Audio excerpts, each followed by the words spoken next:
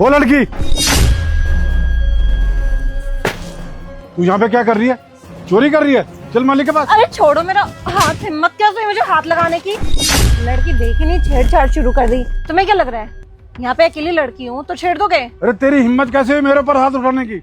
एक तो तू यहाँ पे चोरी कर रही है और दूसरा मुझे थप्पड़ मार रही है। तुझे तो मैं अभी बताता हूँ। अरे तू क्या बताएगा, मैं बताती हूँ तुझे। अरे कोई है क्या यहाँ पे? अरे ये बुढ़ा मेरे साथ बदतमीजी कर रहा है। अरे मैंने कब छेड़ा तुझे? क्या हुआ मैडम जी? कैसे कैसे लोगों को रखा है आपने?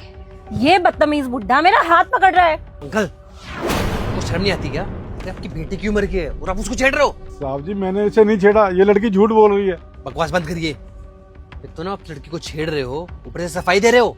अरे आपको इस काम के लिए रखा हुआ है क्या मैंने यहाँ पे? अरे नहीं साहब, आपको नहीं पता, ये जो लड़की है ना बड़ी तेज है। क्या लड़की? आप कुछ भी बोलोगे और हम मान लेंगे। वो लड़की झूठ बोल रही है क्या? उसके साथ आपने बदतमीजी की है। आपसे तो मैं बाद में बात करता हूँ। मैडम जी सॉरी, इनकी तरफ से मैं आपसे माफी मांगता हूँ। सॉरी? क्या सॉरी?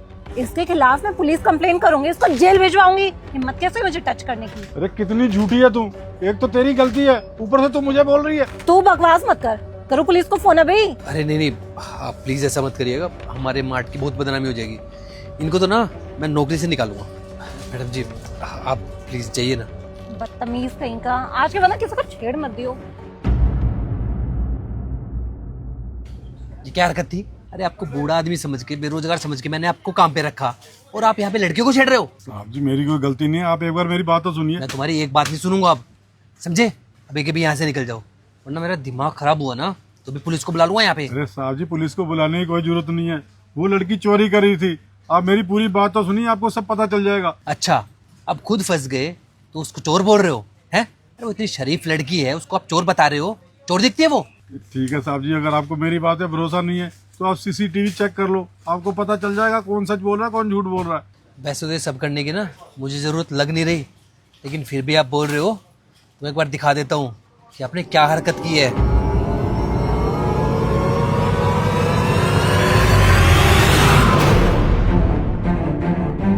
ये क्या है? हाँ साहब जी यही तो मैं आपको बताने की कोशिश कर रहा था। ये बिस्कुट चोरी कर रही थी और इसने मेरे ऊपर झूठा इल्जाम लगा दिया कि मैं उसे छेड़ रहा हूँ और आपने उसकी बात को सच मान लिया। साहब जी वो लड़की शक्ल से भोली दिख रही है पर वो भोली है नहीं, चोर है वो, भाग जाएगी। चलो उसे चल के पकड़ते हैं। हाँ अंकल, हाँ भाई मेरे साथ पकड़ते हैं उसको।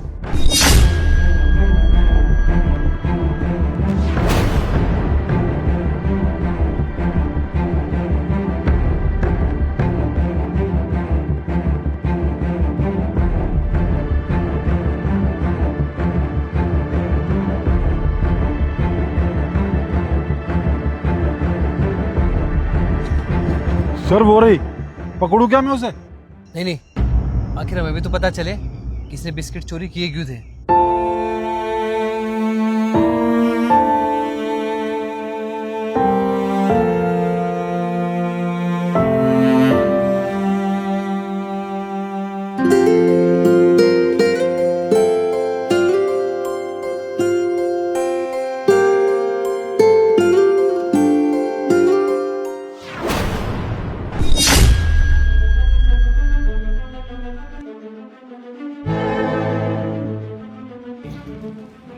सॉरी अंकल, मुझे प्लीज़ माफ़ कर दो।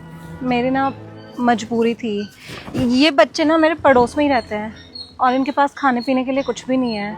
वो तो मैं हमेशा इनको कुछ ना कुछ खाने का ला के देती हूँ, लेकिन इस बार ना मेरी सैलरी लेट हो गई और मेरे पास भी बिल्कुल पैसे नहीं थे, इसलिए मुझे ये सब करना पड़ा। लेकिन मैं आपके साथ गलत नहीं करूँगी। जैसे ही मेरी सैलरी आएगी ना मैं आपके सारे पैसे दे दूँगी। अरे पैसे लौटाने की बात तो बाद की है, आप मुझे ये बताइए कि आपको ये सब करने की क्या जरूरत थी? अगर आपको ऐसे मदद करनी ही थी तो आप हमें बता सकती थी ना, हम आपका साथ देते। वो एक्चुअली बात क्या है ना, आपसे पहले भी मैंने ना 2-4 दुकानदारों से हेल्प मांगने की कोशिश की थी, लेकिन आज के टाइम में कौन है किसकी मदद करता है। मुझे इसलिए ये सब करना पड़ा। मुझे लगा आप भी मेरी हेल्प नहीं करोगे तो बस मुझे चोरी करनी पड़ी। ये तो दिक्कत है हमारी सोच में। हमारे स्टोर में बहुत सारी खाने पीने की चीजें ऐसी होती हैं जो बिकती नहीं है और वो पड़े पड़े एक्सपायर हो जाती है, लेकिन वो किसी के मुंह नहीं लगती। हम किसी को देते नहीं है उनको। हमारे लिए फेंकना मंजूर है लेकिन हम किसी को देते नहीं है। हमारे देश में रोज बहुत सारे लोग ना भूख की वजह से मर जाते हैं, लेकिन हमें किसी की परवाह ही नहीं है। वैसे आज आपको देख के एक सीख तो मिली है, खाने पीने की चीजें वेस्ट होने से अच्छा है कि किसी के पेट में चली जाएं। अब से मैं ऐसा करूंगा, मेरे स्टोर में जो भी खाने पीने की चीज बिक नहीं रही होगी ना, मैं वो चीज अपने आसपास के जरूरतमंद लोगों को दे दूंगा और अपने आसपास के स्टोर वालों को भी बोलूंगा, अगर आपकी चीज खराब होने से पहले किसी के मुंह लग जाए ना तो अच्छा है। थैंक यू सो मच मुझे समझने के लिए। अरे थैंक यू तो हमें बोलना चाहिए आपको, आज आपने हमें बहुत बड़ी सीख दी है। अब से हम ध्यान रखेंगे खाने पीने की चीजें बर्बाद ना हो, वो किसी के काम आ जाए। अच्छा अब हम चलते हैं।